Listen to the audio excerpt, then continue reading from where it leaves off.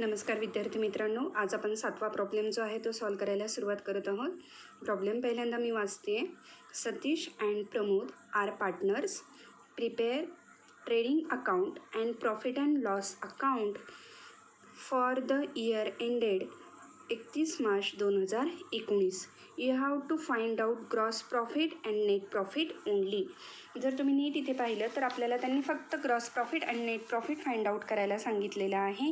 म्हणजेच आपल्याला इथे फक्त trading account and profit and loss account prepare करायचं आहे. आपल्याला इथे बॅलन्स शीट बनवायचं नाही आहे. बघा प्रॉब्लेम आता वाचते. ट्रायल बॅलन्स वाचते मी. Trial balance as on 31 March 2019. Debit balances.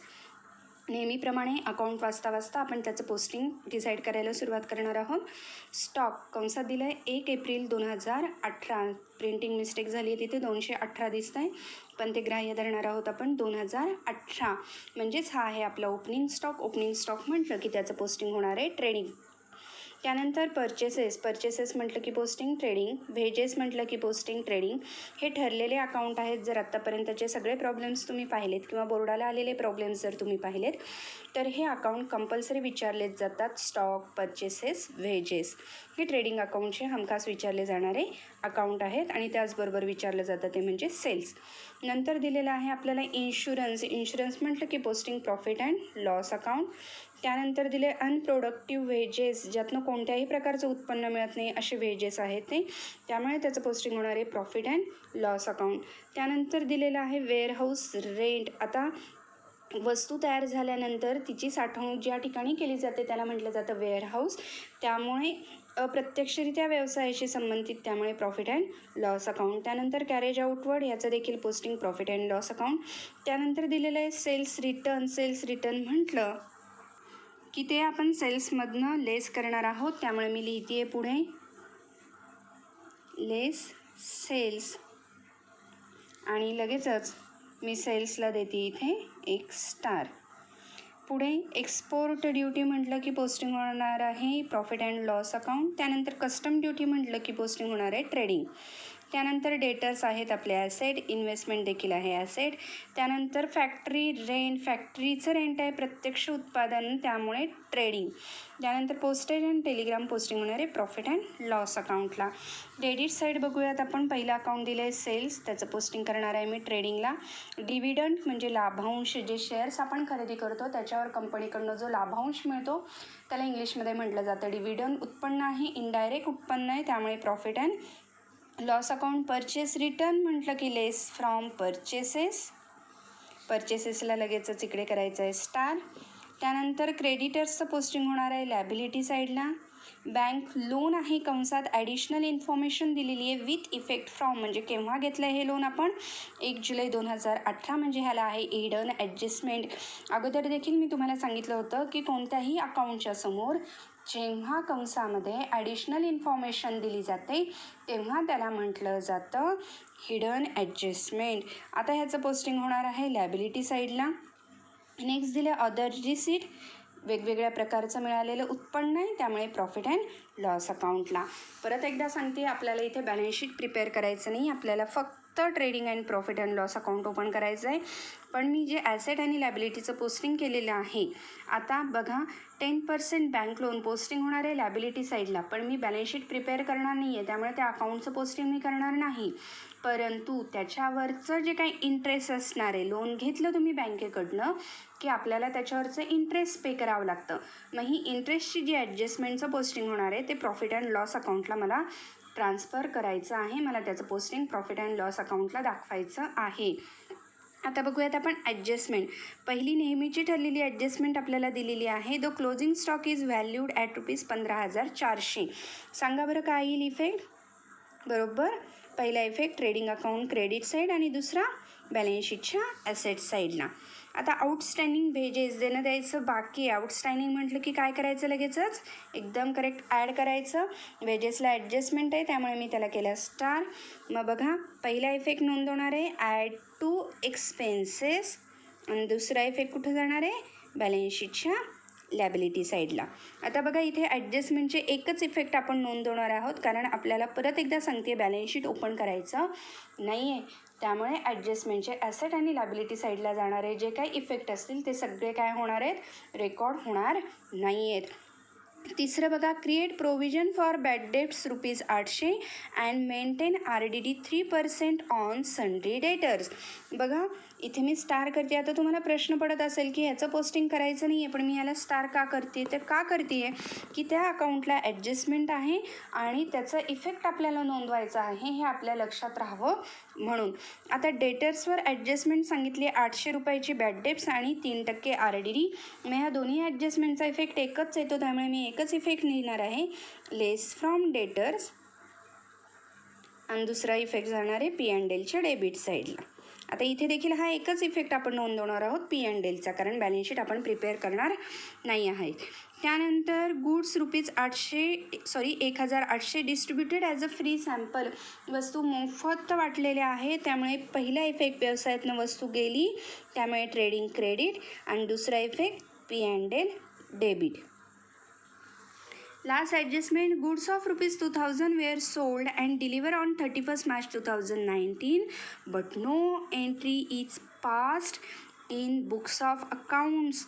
2000च्या वस्तू विकल्या, त्या डिलिव्हर देखील झाल्या 31 मार्चला, परंतु त्याची एंट्री आपण बुक्स ऑफ अकाउंटमध्ये केलेली नाही आहे. आता अशा प्रकारचं ट्रान्झॅक्शन आलं की एक गोष्ट प्रामुख्याने लक्षात घ्यायची की हे जे काही ट्रान्झॅक्शन झालेलं आहे ते क्रेडिट ट्रान्झॅक्शन आहे. त्यामुळे आता काय करायचं आहे, वस्तू विकलेल्या होत्या 2000च्या, म्हणजे ॲक्च्युअल सेल्स झालेला आहे, परंतु तो सेल आपण रेकॉर्ड केलेला नाही आहे, म्हणजेच ही अनरेकॉर्डेड सेल्सची ॲडजस्टमेंट आहे. मग अनरेकॉर्डेड सेल्स म्हटलं की ज्याची नोंद झालेली नाही आहे, तर आपल्याला सगळ्यात पहिल्यांदा त्याची काय करावं लागेल, नोंद करावं लागेल. म्हणून मी सेल्सला अजून एक ॲडजस्टमेंटचा स्टार केलेला आहे. 2000चे सेल्स जे झालेले आहेत ते मी सेल्समध्ये ॲड करणार आहे. आणि उधारीवर व्यवहार आहे, म्हणजेच आपले जे देणेकरी आहेत, ज्यांच्याकडनं आपल्याला पैसे मिळणार आहेत, आपले जे डेटर्स आहेत ते 2000ने वाढणार आहेत. म्हणून मी काय करणार आहे, डेटर्सला एक तिसरा स्टार करणार आहे. म्हणजेच बघा डेटर्सवर 3 ॲडजस्टमेंट आलेले आहेत. एक आलेली आहे अनरेकॉर्डेड सेल्स, एक आहे बॅड डेट्स आणि तिसरी आहे RDD. त्यामुळे मला डेटर्सची काय बनवावं लागेल, वर्किंग नोट. मग मी इथे कंसात लिहून ठेवते वर्किंग नोट. इथे बघा आता पहिला इफेक्ट जाणार आहे ॲड टू सेल्स आणि दुसरा इफेक्ट ॲड टू डेटर्स. आता तुम्हाला प्रश्न पडला असेल की मी सन्ड्री डेटर्सची वर्किंग नोट का करणार आहे, कारण बघा ह्याच्यावर 3 ॲडजस्टमेंट आहेत. डेटर्स आहेत 40,000चे. ॲडजस्टमेंटचा इफेक्ट नोंदवत असताना मला सगळ्यात पहिल्यांदा डेटर्समध्ये मिळवावे लागणार आहेत हे अनरेकॉर्डेड सेल्स 2000चे, कारण डेटर्स माझे पूर्वी होते 40,000चे, त्यानंतर त्यामध्ये भर पडलेली आहे 2000ची. ती 2000ची भर पडल्यानंतर मग मला पुढे बॅड डेट्स आणि RDDचे इफेक्ट द्यायचे. मग माझ्या अमाऊंटचं पोस्टिंग चुकू नये म्हणून यासाठी मी डेटर्सची वर्किंग नोट तयार करणार आहे. तर चला, आपण प्रॉब्लेमचं पोस्टिंग पाहिलेलं आहे. आता आपण प्रॉब्लेम सॉल्व करायला सुरुवात करूयात. कोणत्या अकाउंटचा पोस्टिंग कुठे होईल हे आपण मार्क करून घेतलेलं होतं. आता मी इथे फॉर्मॅट तयार केलेला आहे. In the books of Satish and Pramod ratio लिहिला आहे इक्वल. आता त्यांनी आपल्याला प्रॉफिट शेअरिंग रेशो दिलेला नाही आहे, त्यामुळे हा प्रॉफिट शेअरिंग रेशो आपण इक्वल घेतो आहे. Trading account for the year ended 31st March 2019 आणि खाली profit and loss account for the year ended 31st March 2019. आपल्याला त्यांनी बॅलन्स शीट प्रिपेअर करायला सांगितलेलं नाही आहे, त्यामुळे मी फक्त 2च अकाउंट ओपन केलेले आहेत. पोस्टिंग करायला सुरुवात करूयात आपण. पहिला अकाउंट दिलेलं आहे आपल्याला स्टॉक आणि अमाऊंट दिलेली आहे 8,700. ट्रेडिंग अकाउंटच्या डेबिट साईडला जाऊयात आपण. ट्रेडिंग अकाउंटच्या डेबिट साईडला गेलेलो आहोत आपण. इथे लिहिते मी टू स्टॉक. आउटर कॉलमला अमाऊंट लिहिली 8,700. नेक्स्ट आपल्याला अकाउंट दिलेला आहे परचेसेस. परचेसेसला स्टार आहे, त्यामुळे इनर कॉलमला आपण नोंदवणार आहोत स्टॉकच्या खालीच टू परचेसेस. इनर कॉलमला 18,300. नेक्स्ट अकाउंट आपल्याला दिलेले वेजेस, त्याची देखील पोस्टिंग करणार आहोत आपण ट्रेडिंगला. इनर कॉलममध्ये 1,000 रुपये, एक ओळ लेफ्ट केलेली आहे. नेक्स्ट दिलेला आहे इन्शुरन्स. नेक्स्ट अकाउंट आपल्याला दिलेलं आहे इन्शुरन्स. अमाऊंट दिलेली आहे 800 रुपये. त्याचं देखील पोस्टिंग होणार आहे प्रॉफिट अँड लॉस अकाउंटच्या डेबिट साईडला. पहिली ओळ मी लेफ्ट केली, लिहिलं टू इन्शुरन्स. अमाऊंट आउटर कॉलमला कोणती ॲडजस्टमेंट नसल्यामुळे 800 रुपये. नेक्स्ट दिलेलं आहे अनप्रोडक्टिव्ह वेजेस. त्याचं देखील पोस्टिंग होणार आहे प्रॉफिट अँड लॉस अकाउंटला. To productive wages. त्याची अमाऊंट आहे 1400 आउटर कॉलमला. नेक्स्ट अकाउंट आपल्याला दिलेलं आहे वेअरहाऊस रेंट. त्याचं देखील पोस्टिंग होणार आहे प्रॉफिट अँड लॉस अकाउंटला. To warehouse rent. अमाऊंट आहे त्याची 600 रुपये आउटर कॉलम कोणतीही ॲडजस्टमेंट नसल्यामुळे. नेक्स्ट दिलेला आहे कॅरेज आउटवर्ड. याचं देखील पोस्टिंग होणार आहे प्रॉफिट अँड लॉस अकाउंटच्या डेबिट साईडला. To carriage outward. अमाऊंट दिलेली आहे त्याची 1200 आउटर कॉलमला.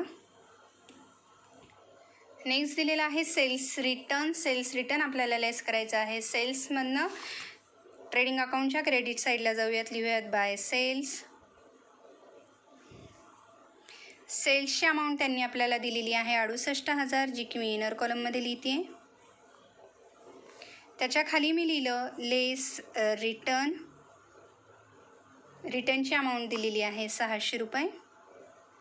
लगेच आउटर कॉलमला मी वजाबाकी लिहिली 67,400. नेक्स्ट अकाउंट तुम्हाला मी दाखवते. इथे आपल्याला सेल्स रिटर्नपर्यंत पोस्टिंग झालेलं आहे. एक्सपोर्ट ड्युटी आणि त्यानंतर दिलेलं आहे कस्टम ड्युटी. एक्सपोर्ट ड्युटी इथे लिहिते मी टू कॅरेज आउटवर्डच्या खाली टू एक्सपोर्ट ड्युटी. त्याचं पोस्टिंग होणार आहे एक्सपोर्ट ड्युटीचं P&L अकाउंटला आउटर कॉलमला 1400. नेक्स्ट दिलेलं आहे कस्टम ड्युटी 800 रुपये. To custom duty. अमाऊंट दिलेली आहे त्याची 800 रुपये आउटर कॉलमला. नेक्स्ट दिलेला आहे आपल्याला डेटर्स. डेटर्सची वर्किंग नोट आहे. त्यानंतरचं अकाउंट दिलेलं आहे आपल्याला इन्व्हेस्टमेंट. त्याचं अकाउंटचं पोस्टिंग होणार आहे ॲसेटला. ते आपण अकाउंट ओपन केलेलं नाही. त्यानंतरचं अकाउंट आहे फॅक्टरी रेंट. इथे लिहिलं मी टू फॅक्टरी रेंट. आता माझं अकाउंट ट्रेडिंग अकाउंट अत्यंत लहान आखलं गेलेलं आहे. अंदाज चुकला आहे माझा, पण तरी आता मी इथे पोस्टिंग करते 1600 रुपये. नेक्स्ट दिलेलं आहे पोस्टेज अँड टेलिग्राम 400 रुपये. इथे मी लिहिलं टू पोस्टेज अँड टेलिग्राम. P&Lच्या डेबिट साईडला कोणती ॲडजस्टमेंट नसल्यामुळे आउटर कॉलमला 400 रुपये. डेबिट साईडचा अकाउंट आपले पोस्ट झालेले आहेत. आता क्रेडिट साईडला जाऊयात आपण. क्रेडिट साईडचं पहिलं अकाउंट आपल्याला दिलेलं होतं सेल्स अकाउंट. त्याचं पोस्टिंग आपण कंप्लीट केलेलं आहे. त्यानंतर दिलेलं आहे आपल्याला डिव्हिडंड. डिव्हिडंडचं पोस्टिंग करणार आहोत आपण P&L अकाउंटच्या क्रेडिट साईडला. पहिलं अकाउंट मी लिहिलं बाय डिव्हिडंड. अमाऊंट दिली आहे त्याची 2000 रुपये आउटर कॉलमला. नेक्स्ट दिलेला आहे परचेस रिटर्न 500 रुपये. परचेसेसमधनं लेस करायचे. तिथे लिहिलं मी लेस रिटर्न. परचेसेसच्या खाली लिहिते मी लेस रिटर्न. अमाऊंट दिलेली आहे 500 रुपये. लगेच वजाबाकी लिहूयात आपण इथे. आउटर कॉलमला अमाऊंट येते त्याची 17,600. नेक्स्ट अकाउंट आपल्याला दिलेलं आहे क्रेडिटर्स. लॅबिलिटी साईडला पोस्टिंग होणार आहे, ते आपण करणार नाही. त्यानंतर बँक लोन, त्याची देखील वर्किंग नोट आपल्याला करायची आहे. आणि त्यानंतर अदर रिसीट पोस्टिंग होणार आहे P&L अकाउंटच्या डेबिट साईडला बाय अदर रिसीट. अमाऊंट आहे 1000 रुपये. ट्रायल बॅलन्सचं पोस्टिंग कंप्लीट झालेलं आहे. आता ॲडजस्टमेंटकडे जाऊयात.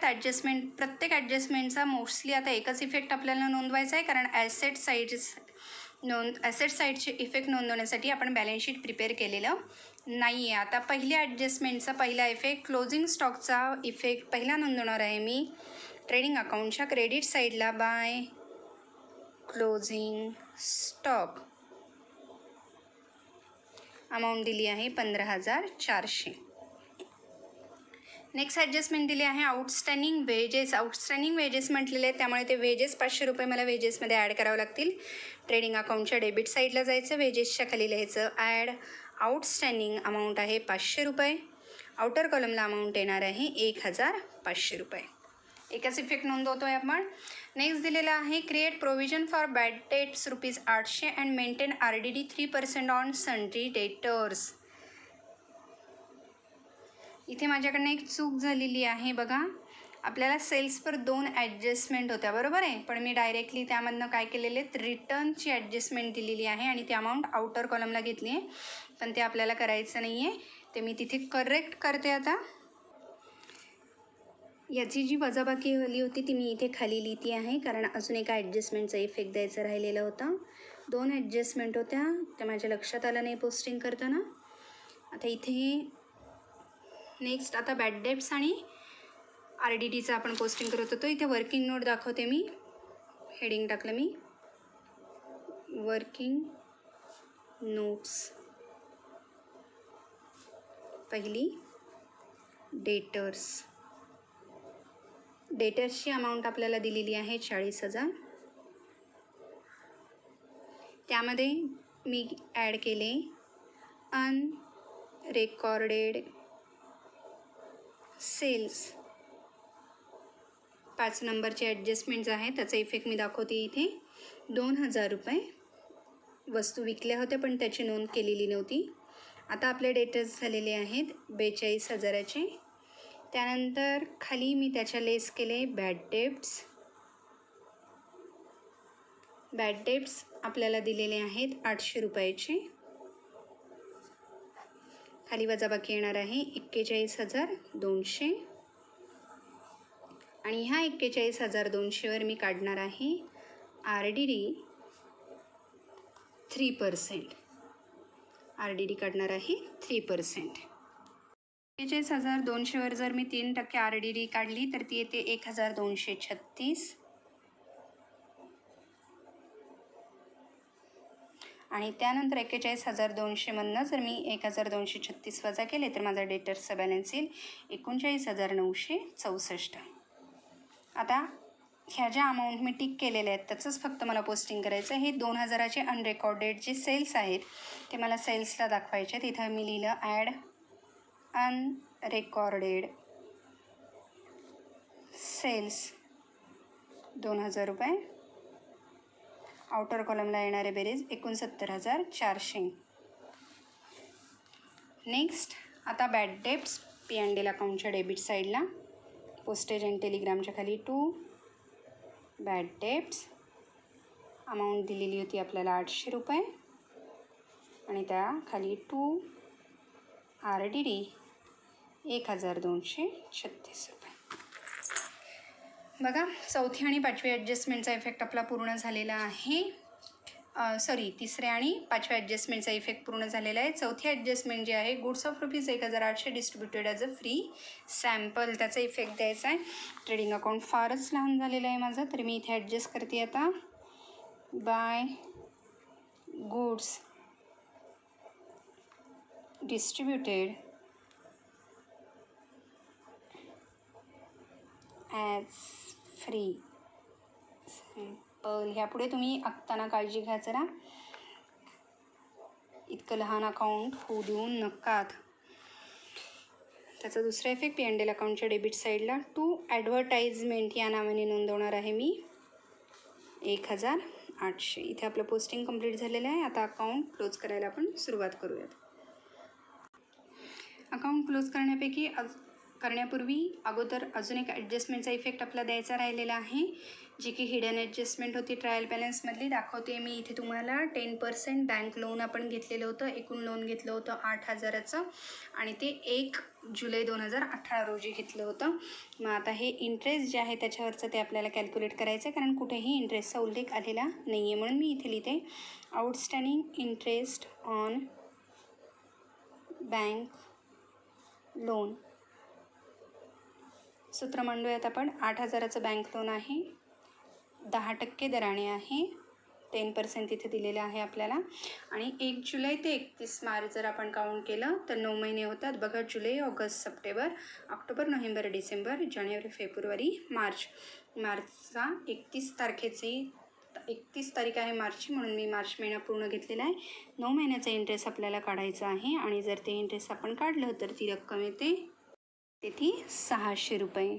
मग ही रक्कम आपल्याला नोंदवायची आहे प्रॉफिट अँड लॉस अकाउंटच्या डेबिट साईडला. इथे मी लिहिलं to outstanding interest on bank loan.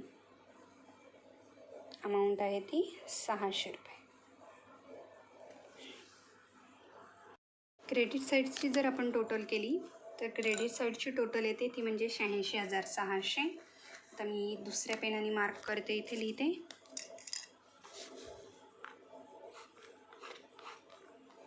Gel पेनने लिहिते मी 86,600.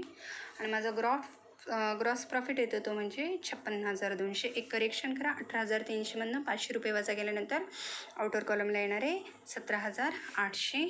आणि इथे मी स्टार करून लिहिते 56,200 ग्रॉस प्रॉफिट. तुमचं असं होऊ देऊ नका, परीक्षेला थोडी जास्तीची जागा सोडा. आता हा जो ग्रॉस प्रॉफिट आहे तो मी लिहिते P&L अकाउंटच्या क्रेडिट साईडला. By gross profit 56,200.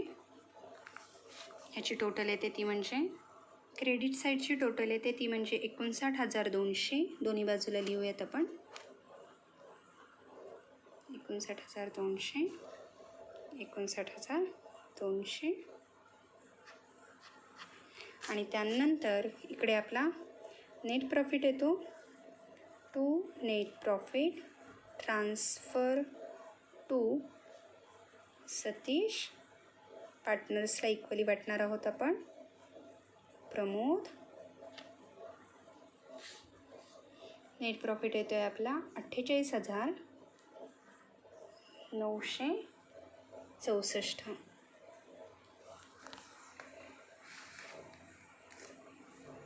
आणि हा इक्वली डिस्ट्रीब्युशन करून आपण दाखवतो आहे. त्याचं इक्वल डिस्ट्रीब्युशन येतं.